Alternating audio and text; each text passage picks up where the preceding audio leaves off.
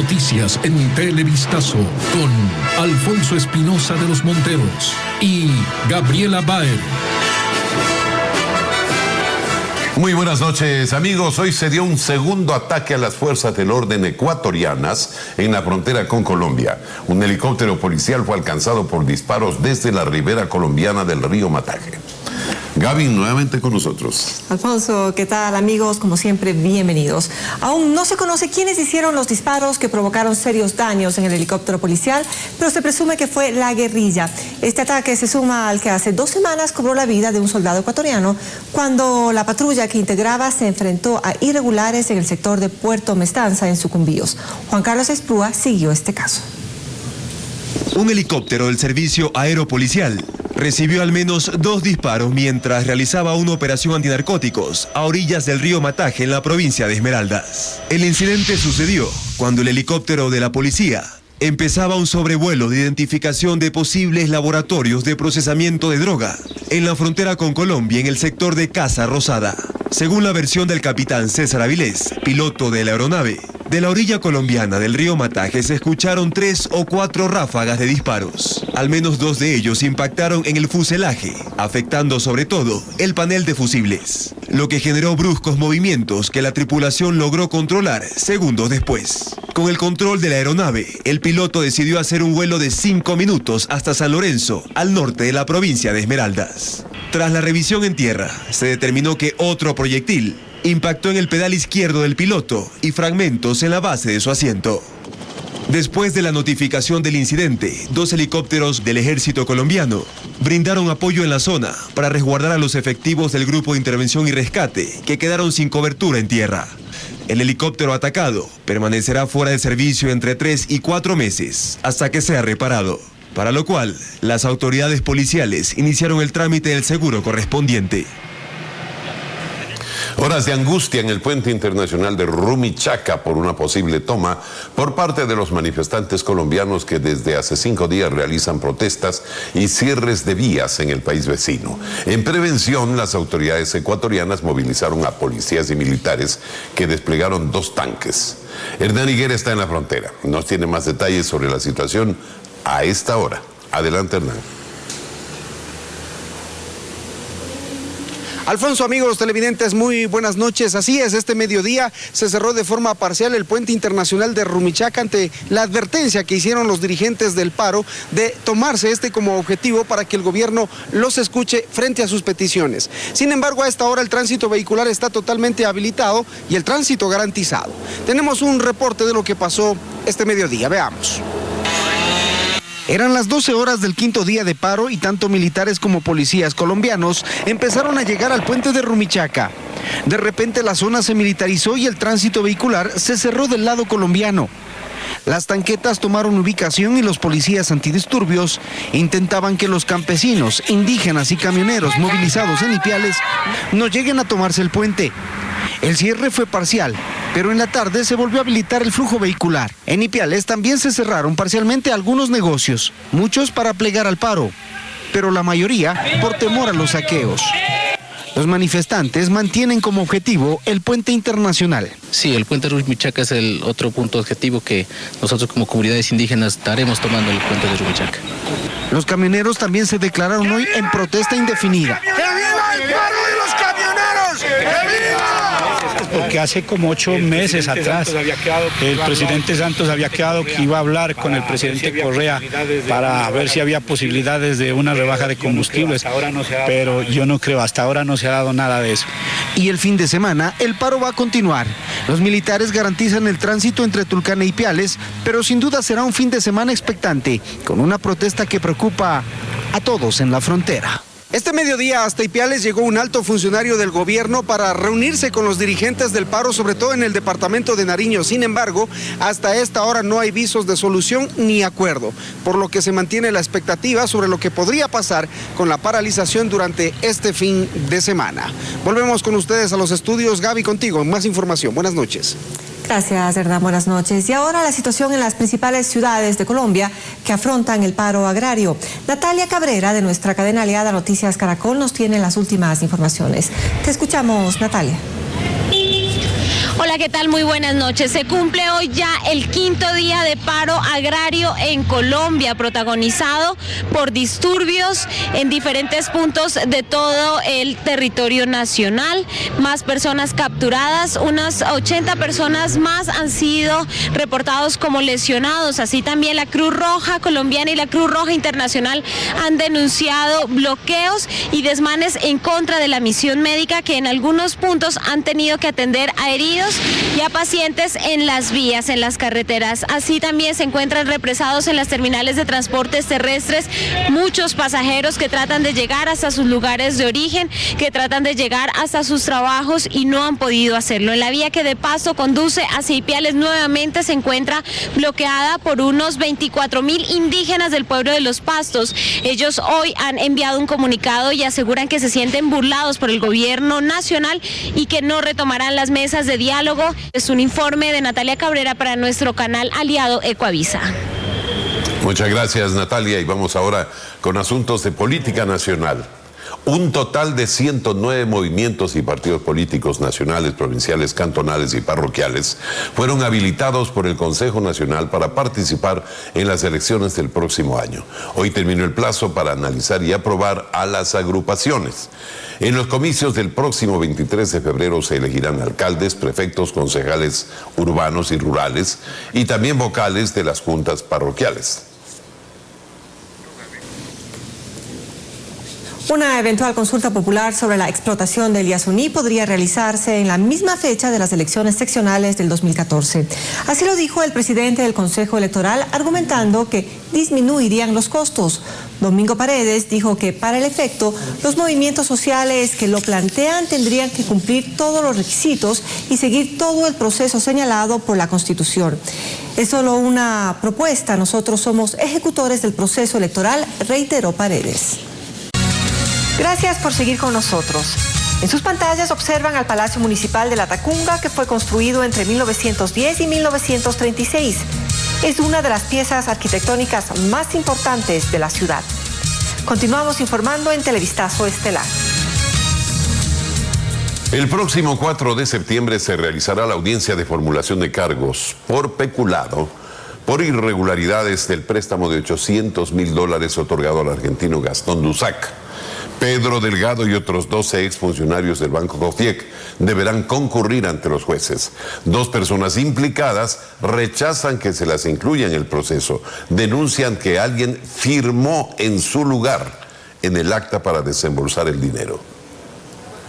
13 personas, entre ellas Pedro Delgado, su cuñado Francisco Endara y el expresidente del Banco Cofiec, Antonio Buñay, deberán acudir a la Corte Nacional de Justicia el próximo 4 de septiembre para la audiencia de formulación de cargos por el delito de peculado. Se los investiga por la concesión irregular del crédito de $800.000 al argentino Gastón Dusac, quien llegó a un acuerdo de pago pero lo incumplió. Solo canceló $90.000. Entre los implicados constan Roberto Sandoval y Omar Hunda, exdirectivos de Cofiec, quienes anteriormente ya fueron absueltos por la justicia, y también las exgerentes de riesgos y crédito, Jacqueline Jiménez y Patricia Sandoval, quienes esta tarde junto a su abogado rechazaron que se las incluya en el proceso. Ellas no se han beneficiado ni de un solo centavo de los $800.000 que se beneficiaron otras personas en perjuicio del Estado ecuatoriano y del pueblo ecuatoriano. Las 2 exfuncionarias se preparan para su defensa. Anticipan que presentarán una grabación en la que se las amenaza y presiona, y esta acta a través de la cual se autorizó el desembolso del dinero. Denuncian que una misma persona firma 4 veces, 2 en lugar de ellas. Como no estaba debidamente endosados estos documentos, estos certificados de depósito a favor de Banco Cofiec, y no había entregado todo el sustento de la información, el señor Dusac, me negué a firmar la orden de operación. Yo evidencio mi preocupación y mi oposición al desembolso de ese crédito y las irregularidades que se estaban dando en este crédito. El fiscal Galo Chiriboga no incluyó en esta formulación de cargos a Gastón Dusac, beneficiario del crédito. Durante la audiencia dará a conocer a cuántos de los 13 acusa de peculado y si pide o no medidas cautelares en su contra. El vicepresidente de la República, Jorge Glass, visitó la central hidroeléctrica Mandariacu, una de las fuentes importantes para el cambio de la matriz energética en el país. Esta central generará 353 gigavatios anuales que se integrarán al Sistema Nacional Interconectado del país. Carlos Luis Carrillo acompañó al vicepresidente en esta visita. Aquí su informe. Con esta orden, el vicepresidente de la República, Jorge Glass, desvió el cauce del río Guayabamba y dio por iniciado la primera fase del proyecto hidroeléctrico Manduriacu, una de las 8 hidroeléctricas que generarán energía limpia y renovable para el país. Este será, Dios mediante, el segundo proyecto hidroeléctrico en entrar a producir energía eléctrica para ese cambio de la matriz energética del que tanto hemos hablado. Es una realidad. La obra está a cargo de la empresa Odebrecht y se ubica a 130 kilómetros al occidente de Quito. Manduriacu genera 60 megavatios, así lo confirma el ministro de Energía Renovable, Esteban Albornoz. Con esta central podemos satisfacer toda la demanda de la provincia de Imbabura o quizá toda la demanda de la provincia de Chimborazo. El proyecto hidroeléctrico Manduriacu tiene un avance del 36%. Aquí trabajan 2.200 personas y se prevé su inauguración sea en diciembre del 2014. Manduriacu aporta 353 gigavatios anuales al Sistema Nacional Interconectado. Que es nuestro compromiso para entregar al país energía suficiente para contribuir al buen vivir de más de 600.000 ecuatorianos. En la nueva etapa se construirá la represa que, una vez concluida, permitirá que la nueva generadora entre en funcionamiento. El alcalde Jaime Nebot mantuvo una reunión reservada con miembros de la Autoridad Portuaria de Guayaquil. Según el funcionario, un acuerdo entre las instituciones involucradas es el primer paso para viabilizar el dragado del canal de acceso a la terminal. Paul Martillo nos cuenta que no es el único tema que le preocupa al alcalde. Hasta que exista un acuerdo firmado con el gobierno, el alcalde de Guayaquil mantendrá frecuentes reuniones técnicas para acelerar el dragado del canal de acceso a los puertos de Guayaquil. Este viernes asistió la autoridad portuaria para conocer los costos de la mega obra y los detalles jurídicos. Nebot aclaró que sus intenciones van más allá del dragado. Va a la permanencia sin interrupciones ni intromisiones estatistas del normal funcionamiento de nuestros puertos. Se refiere a la planificación del gobierno de especializar el puerto marítimo para actividades turísticas y de cabotaje y dejar fuera del sistema portuario a las 13 terminales privadas.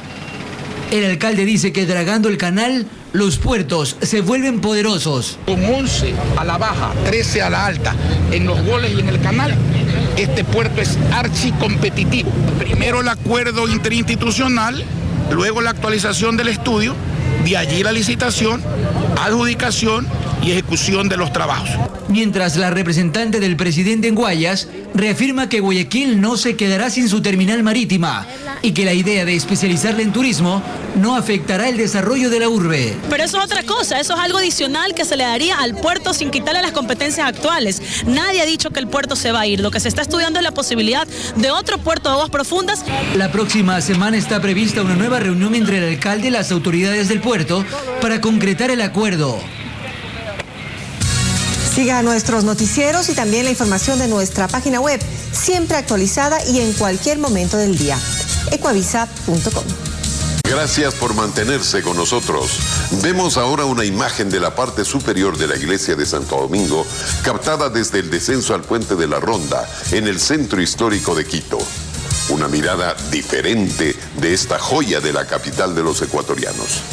Seguimos con más información. Una pequeña fue abandonada en un baño en la terminal terrestre de Guayaquil. Carolina Mela la visitó y constató que a sus 3 días de nacida, la neonata se encuentra saludable y quedará en el hospital del niño hasta que la DINAPEN resuelva su caso. No tendrá por ahora a su mamá ni a su papá, pero esta bebé ya se ha ganado el cariño de enfermeras y médicos, que la han llamado Cintia Verónica. Pesa 3 kilos y por su cordón umbilical los doctores calculan que tiene apenas 3 días de nacida. Está saludable, asegura Javier Chacón, gerente del Hospital del Niño. Se le han hecho todos los tipos de exámenes aquí en el hospital, sin novedad al momento, y se está alimentando con leche de fórmula. Es una niña hermosa, comentan en la sala, y no creen su historia. La hallaron en el baño de la terminal terrestre de Guayaquil. Una mujer la escuchó llorar y al buscarla la encontró allí, en el piso. De inmediato avisaron a la DINAPEN. A nosotros nos informaron mediante la central de radio, pues a las 17 horas. Asimismo nos trasladamos de inmediato, pues la niña ya había sido rescatada de los baños donde la habían encontrado. Es el primer caso de abandono que se cuenta en la terminal de buses. Pero las cámaras de vigilancia registraron a una mujer que entró al baño con un bebé y que salió con las manos vacías. Es la única evidencia que servirá para las investigaciones. Mientras tanto, Cintia estará en esta sala especial de la emergencia del hospital y después pasará a neonatología, donde permanecerá hasta que la DINAPEN resuelva su caso. El tiempo dependerá de si aparece la madre o no, aunque igual el trámite lo llevará a un juzgado de la niñez, que determinará el mejor hogar para la pequeña Cintia.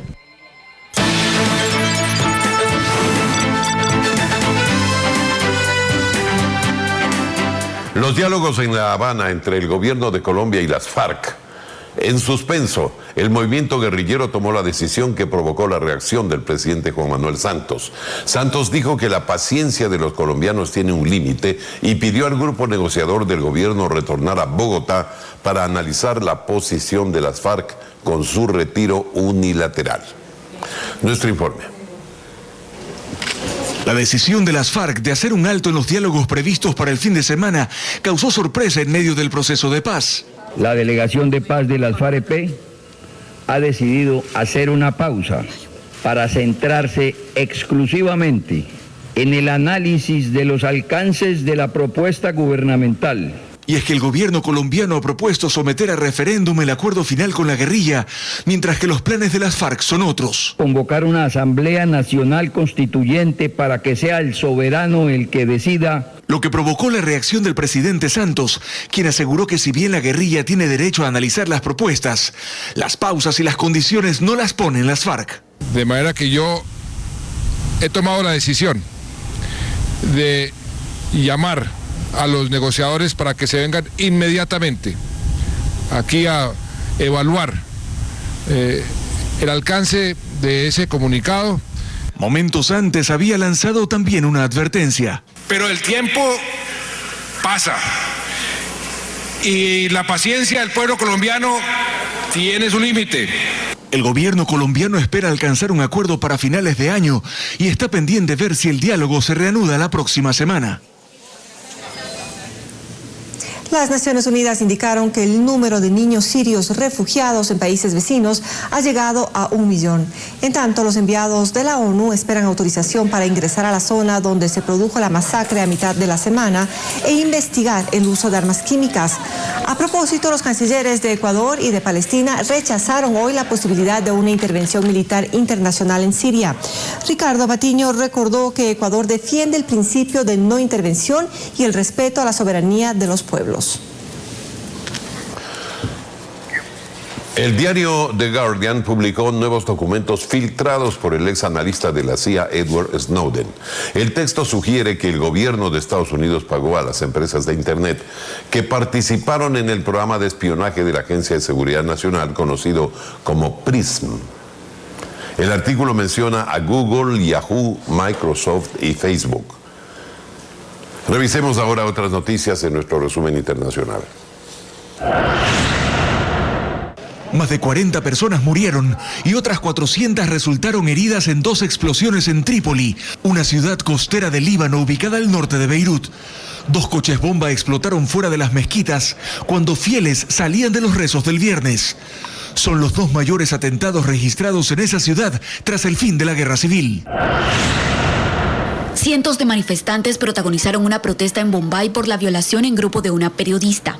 La policía detuvo a un hombre en relación con el ataque y buscan a los otros 4 involucrados. La joven de 22 años estaba sacando fotos en una fábrica de textiles abandonada como parte de su trabajo cuando fue atacada.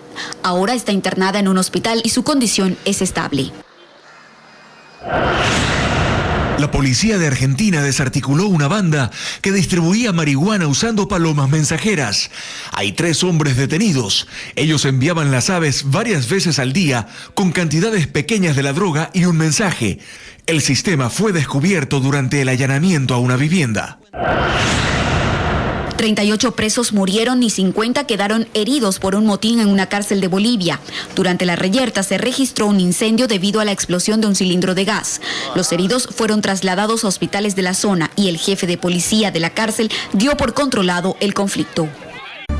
Buenas noches, bienvenidos a los deportes. Comenzamos con las novedades de los equipos del Astillero para la disputa de la 9ª fecha del Campeonato Ecuatoriano de Fútbol. Emelec presenta varias bajas para el encuentro con el Deportivo Cuenca, mientras que Barcelona viajará mañana a Loja. El informe de José Vicente Ponce. Una dura semana atraviesa el plantel de Emelec para el torneo nacional. Hoy Ángel Mena se lesionó en la rodilla y se une a las bajas de los ofensivos del conjunto azul. Además hay jugadores suspendidos para el duelo con el Deportivo Cuenca, que será mañana a las 16:30 en el Capuel. La posible formación sería Klimovic en el arco, la saga con Narváez, Achillier, Nasuti y Bagüí, el medio campo con Bolaños, Pedro Quiñones, Jiménez y Burbano, y en el ataque Mondaini y Caicedo. En el Estadio Monumental se realizó la penúltima práctica de Barcelona antes de viajar este sábado a Loja, donde el domingo desde las 15 horas se enfrentará a la Liga Deportiva de esa ciudad. Solo con la baja de Michael Arroyo suspendido, los toreros alinearían con Banguera en la portería, Paredes, Saucedo, Perlaza y Roosevelt Loyola los zagueros, Grueso y Vargas como volantes de contención, junto a Lloví, Matamoros y Medina en el medio campo, un solo delantero, Rivas. 2 puntos y 2 posiciones separan a los lojanos de los amarillos en la tabla. Borussia Dortmund se toma la punta de la Bundesliga alemana. El actual vicecampeón de la UEFA Champions League enfrentó en partido adelantado de la 3ª fecha al Werder Bremen, al cual venció por 1-0. La anotación fue obra del gran goleador de Robert Lewandowski. Una gran habilitación de Ross, ya aparece el 9, gran figura del fútbol mundial. Marcó y de esta manera definió frente al arco para la primera y única conquista del partido. El Borussia Dortmund suma 9 puntos en 3 partidos en esta presente temporada. El tenista ecuatoriano Emilio Gómez clasificó nuevamente a una final de los torneos Futuro de Ecuador. Ahora lo hace en la segunda parada que se realiza en San Borondón. Gómez ganó por 6-4 y 6-0 a Gonzalo Escobar y disputará mañana el título frente al chileno Benjamín Ugarte. Esto en el anexo del Guayaquil Tenis Club. El ecuatoriano actualmente ocupa el puesto número 351 del ranking profesional de la ATP. Y despedimos los deportes con nuestro acostumbrado No Top 5. Que tengan un gran fin de semana. El 5º lugar del No Top 5 es para el portero de Independiente del Valle. Por más librado que se llame, Ascona no se libra de nuestra revisión. Doble error en el gol de la U de Chile. Primero, podía retener el balón en ese centro, sin necesidad de rechazarlo. Decidió lo segundo, pero a la mitad. Y anotación en contra. La 4ª casilla es para Emelec por los 4 goles que recibió en Chile. Cortesía de la Universidad Católica. ¿Y cómo no lo van a golear al plantel millonario si sus jugadores están confundidos? Narváez no entendió la orden que hay que arrimar el hombro. Primera tarjeta roja. Y lo de Osvaldo Lastra, peor aún. Quiso hacerse sentir ante sus rivales y también se fue expulsado. Entramos a podio y ya que hablamos de frases, en Ucrania aplican a la perfección eso de que una buena defensa es un buen ataque. Cuando a su equipo le generan peligro, desde las gradas contraatacan con bengalas. Algo nunca antes visto. Los subcampeones son unos amantes de las artes marciales. Miren, tremendo impacto directo al rostro de este jugador. Mejor aún, Leonardo, quien muestra ser un seguidor y fanático de Jean-Claude Van Damme. Aprendió su técnica y la utiliza en el fútbol. Nos alejamos de la violencia para recibir al número 1 de esta semana. Es el técnico del Deportivo Quito. Tan caótica está la situación económica del club que el argentino estuvo cerca de pedir posada. Antes de jugar con Universidad Católica, irme a dormir al Parque La Carolina, hubiese sido triste para mí. Imagínense el técnico de un club del prestigio Deportivo Quito en la etapa de la gente amigo de la Extra. Rubén Darío Insúa, el campeón del No Top 5. Buenas noches, amigos, soy Samantha Mora y les doy la bienvenida al segmento Gente. Hoy se estrenó el documental La muerte de Jaime Roldós. María José Hidalgo nos da más detalles de esta cinta en la que se proyectan extractos de los discursos del fallecido presidente. Veamos.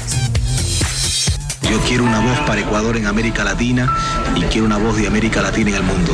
Con la presidencia de Jaime Roldós, el Ecuador retornó a la democracia y con su partida quedaron muchas interrogantes que por primera vez van a la pantalla grande en el documental La muerte de Jaime Roldós, dirigido por Manolo Sarmiento, que hoy se estrenó a nivel nacional y desde su primera función generó la aceptación y la curiosidad del público que acudió hasta las salas de cine. A mí Jaime me llamó y me dijo, he comprobado que estoy rodeado de ladrones y de gente que me traiciona y voy a tomar decisiones trascendentes para cambiar mi gobierno. A nosotros nos hacen añicos. Estaban allá los féretros.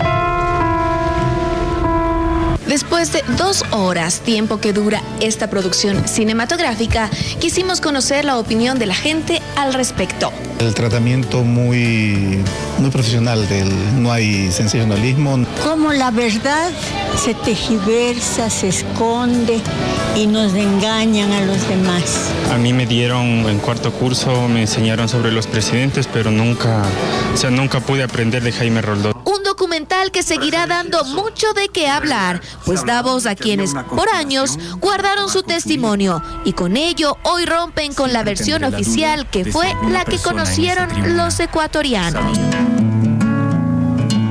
Y después de 8 meses en los que estuvo trabajando en esta nueva propuesta, el cantante guayaquileño Daniel Betancourt trae Dártelo Todo. El artista escogió las redes sociales para su lanzamiento. Escuchemos.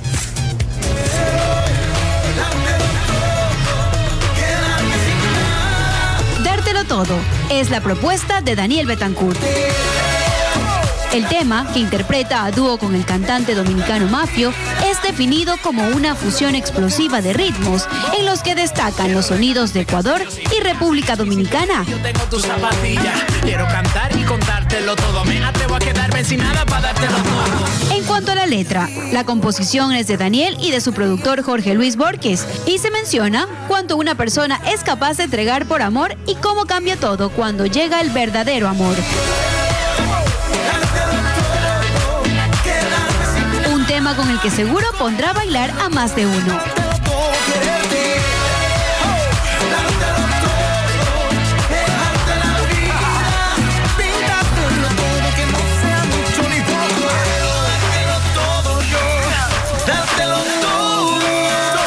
Y con el buen ritmo de Daniel Betancourt, nosotros nos despedimos. Nos vemos el día lunes con más información. Excelente noche.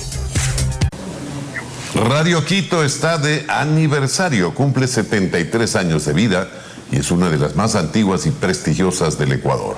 Sus directivos mantienen la promesa de seguir sirviendo al país, aunque les preocupa las nuevas reglas impuestas a la actividad periodística, ¿no?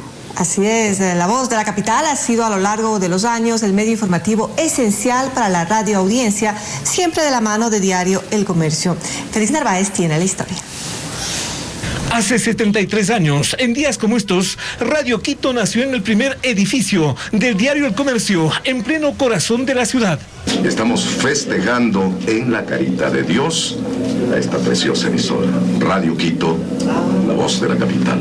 Fue iniciativa de la familia propietaria de esa empresa, luego llevada al sur de Quito. Su actual presidenta ejecutiva, Guadalupe Mantilla, afirma que en la emisora subsiste el afán de servicio independiente, pero le preocupan las limitaciones a ese tipo de periodismo. Habían estas vocaciones de periodismo que eran bien vistas, no como ahora que nos tratan mal y entonces la gente cree que somos un género extraño y que no aprecian el valor que tiene el que un periodista se sacrifique para decir la verdad o para buscar la noticia.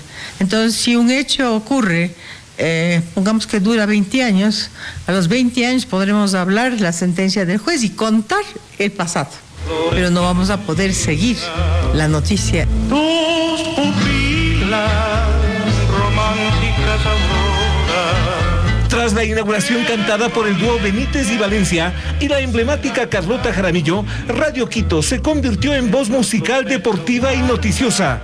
Talentos de la locución y cultura pasaron por sus micrófonos, que en 1949 hasta fueron incendiados por la Guerra de los Mundos. Interrumpimos el programa de música nocturna para entregarles un cable urgente de noticias.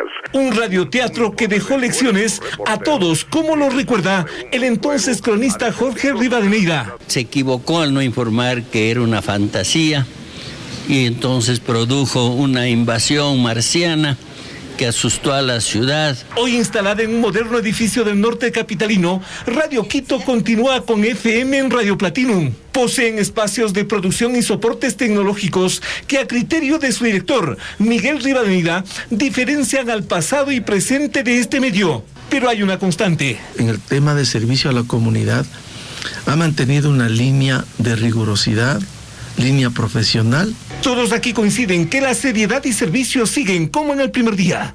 Así son los 73 años de Radio Quito, la voz de la capital.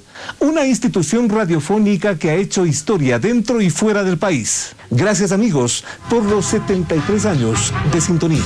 A mí me llaman Guerrero. Es la radio que nació en el corazón de Quito para ser su voz y quedarse allí por siempre. Bueno, nuestro saludo a Radio Quito, una garantía del periodismo independiente. Saludamos a sus directivos, amigos y colegas. Felicitaciones y que haya más años de éxito. Concluimos con esto y muchas gracias por acompañarnos. Más información en Telemundo. Buenas noches.